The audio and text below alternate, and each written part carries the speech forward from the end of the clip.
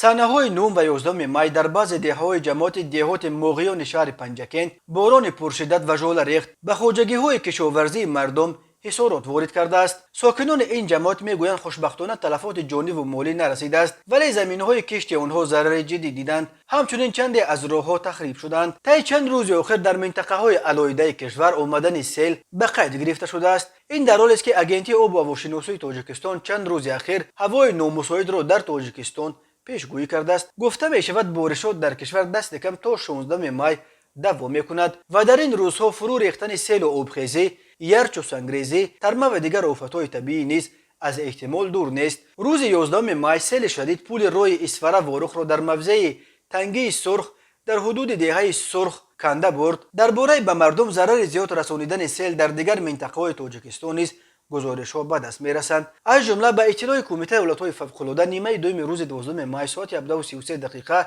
باد شدید بام یک خانه را در نویه روشان کنده است. خوشبختانه کسی آسیب ندیده است. به اطلاع کمیته سیل و آبخیزی‌ها 7 اولی را در محله‌های لنگر، خلسان و عباد فیض‌الله جماعت چارکوی اسفره زیر آب مانده. 350 متر کانال سیلگذر لنگر و کانال مشچا در دهه خواجه اعلی را خراب کرده است. سیل همچنین راه محلی تگ صدر را در جماعت سرخ موقتا مسدود کرد. حالا این راه تازه کرده شده حرکت نقلیات برقرار گردیده است. خوشبختانه در این آفت‌ها کسی آسیب ندیده است.